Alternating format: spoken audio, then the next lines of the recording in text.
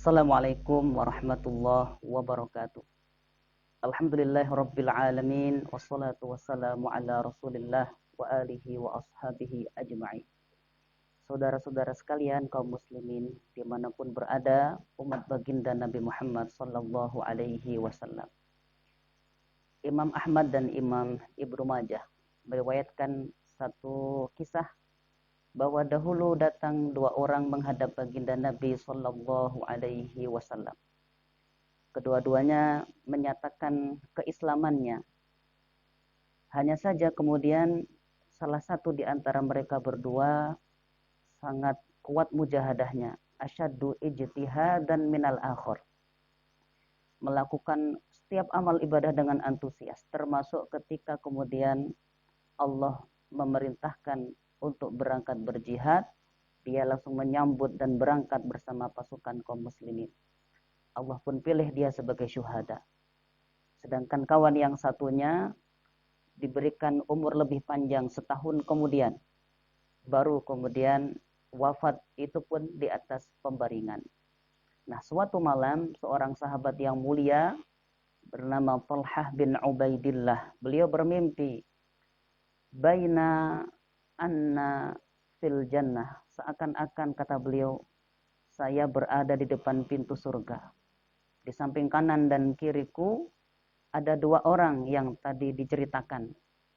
Yang aneh adalah tiba-tiba ketika malaikat keluar dari surga itu, yang dipanggil masuk pertama bukan yang mati syahid, tapi justru yang matinya di pembaringan, yang meninggalnya setahun kemudian. Berikutnya malaikat keluar untuk kedua kali, barulah yang mati syahid dibawa masuk ke dalam surga. Malaikat keluar lagi menjumpai Talhah sedang bengong. Maka malaikat berkata, irji', pulang engkau wahai Talhah, lam ya'ni laka ba'd, kamu belum saatnya masuk ke sini. Talhah terbangun dari mimpinya. Dia ceritakan mimpinya kepada para sahabat di kota Madinah, sehingga mimpi itu langsung viral di kalangan para sahabat, sampai pula ini berita di telinga baginda Nabi sallallahu alaihi wasallam. Nabi melihat para sahabatnya terheran-heran, banyak yang melongo, takjub. Maka beliau bertanya, min ayyi dzalika ta'jabun? Sebelah mana yang membuat kalian heran dari sekian banyak cerita mimpinya Talhah itu?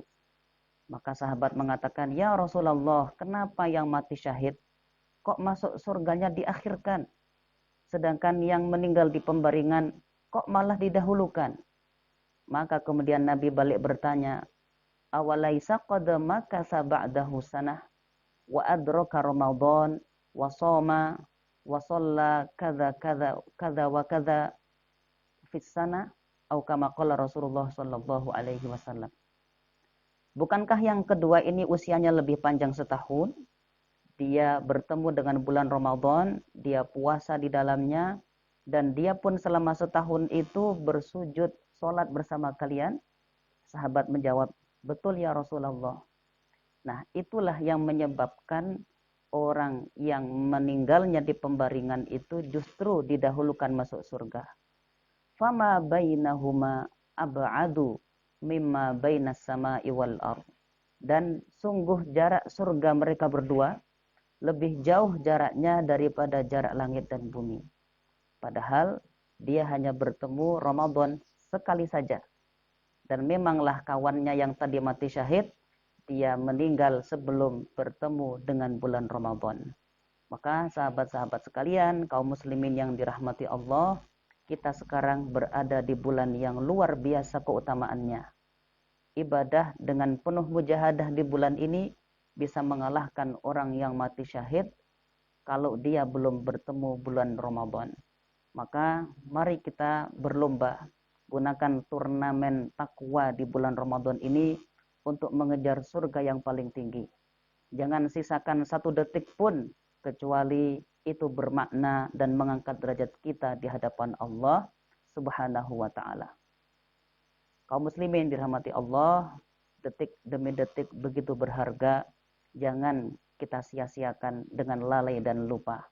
Baca Al-Qur'annya, semai kedermawanan dengan sesama, kita manfaatkan setiap waktu untuk mendulang pahala dan kebaikan.